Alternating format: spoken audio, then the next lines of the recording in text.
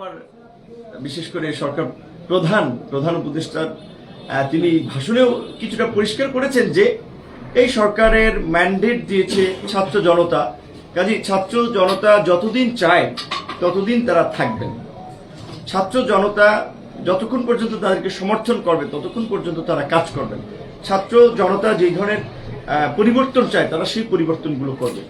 এখানে আবার একটা কিছু অস্পষ্ট হচ্ছে এই কারণে যে ধরেন এই যে ছাত্র জনতার আন্দোলন আমরা বলছি বা ছাত্র নাগরিকদের আন্দোলনের ফসল বা গণঅভ্যুত্থান আমরা বলছি, এই ছাত্র নাগরিক কিংবা জনতার প্রতিনিধি কারা ছাত্র নাগরিক, আলটিমেটলি কিন্তু সমস্ত রাজনৈতিক দল কিন্তু এই ছাত্র নাগরিকদের মধ্যে আছে এবং সমস্ত রাজনৈতিক দল কিন্তু সাপোর্ট দিয়েছে, সমর্থন করেছে, সহযোগিতা করেছে, বিধেই কিন্তু এই গণঅভ্যুত্থান সম্ভব হয়েছে।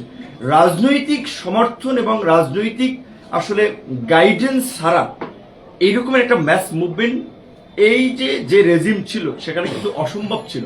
কাজে এই যে আন্দোলন সংগ্রামে রাজনৈতিক দলগুলো বিভিন্নভাবে পরামর্শ দিয়েছে, সহযোগিতা করেছে, মাঠে ছিল, সেই ক্ষেত্রে ছাত্র জনতার পাশাপাশি রাজনৈতিক দলের স্পষ্ট একটা প্রতিনিধিত্ব দরকার।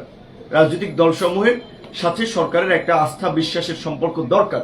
কিন্তু যদি সেখানে আস্থা বিশ্বাসের সম্পর্কে ফাটল তৈরি হয়, সন্দেহ সংশয় তৈরি হয়, তাহলে কিন্তু আমাদের সকলের জন্য বিপর্যয়কর পরিস্থিতি তৈরি হবে। তো এখন বিরোধী রাজনৈতিক দলসমূহের মধ্যে